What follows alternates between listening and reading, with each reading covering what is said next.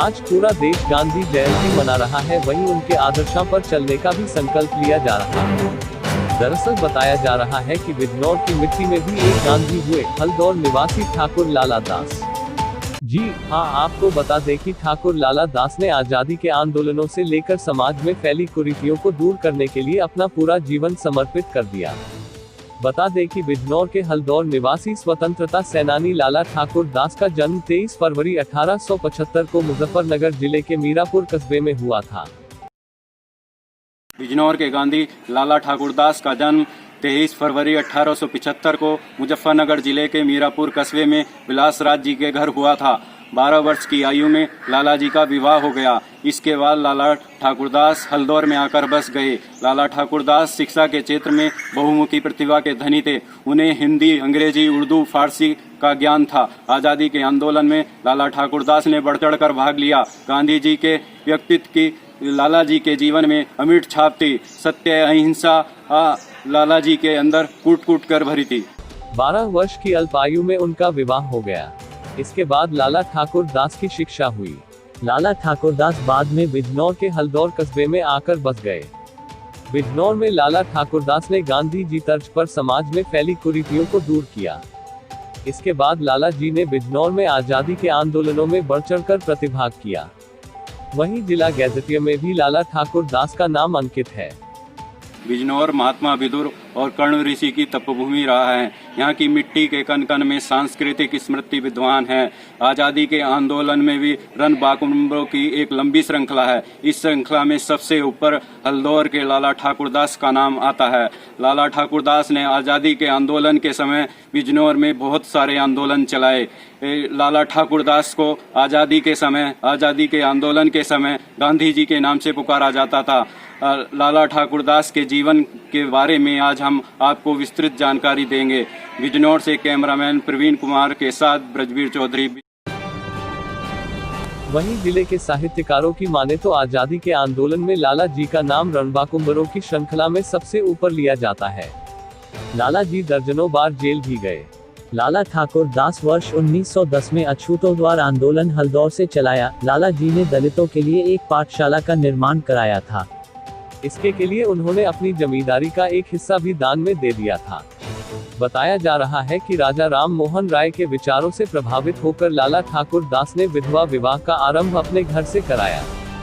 अपनी भांजी का विवाह कराकर अनुकरणीय उदाहरण प्रस्तुत किया। बेगार प्रथा ब्रिटिश काल में जिले के सरकारी अधिकारी ग्रामीणों से बेगार लेते थे। लाला जी ने इस प्रथा का डटकर विरोध किया। वहीं लाला ठाकुर दास ने 1924 में टैक्स का विरोध किया था। लाला ठाकुर दास उस समय बिजनौर डिस्ट्रिक्ट बोर्ड के चेयरमैन थे। इसके बाद लाला जी वाहन सुविधा भी छीन ली गई थी। दलितों के साथ सहभोज। लाला ठाकुर दास ने दलितों के साथ सहभोज कर छुआछूत प्रथा का विरोध किया। इस पर उन्हें समाज के लोगों ने बहिष्कार कर दिया था। नमक कानून का विरोध। लाला ठाकुर दास ने 1930 में गांधी जी के आह्वान पर नमक कानून तोड़ने का निश्चय किया। इस अपराध में वह प्रथम प्रधानमंत्री जवाहरलाल नेहरू के साथ जेल में भी रहे। लाला ठाकुर दास ने 1935 में वानप्रस्थ जीवन अपनाया। इसके बाद वह ज्वालापुर हरिद्वार चले गए।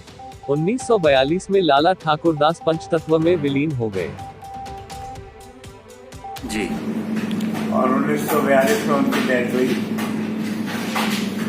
बेसिक शुरुआत जो उनकी हुई जीवन में, वो पतितो दांडी से हुई।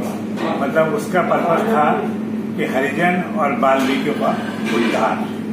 वो उस जमाने में ये बड़े मतलब सोसाइटी से कटे हुए लोग होते थे, तो वो सहभोज वगैरह कराते थे हल्दौर में। उनके कुछ साथी थे हल्दौर के, शिवराज सिंह जी, मास्टर गणेश सिंह जी इत्यादि। दो ही का नाम मुझे मालूम है।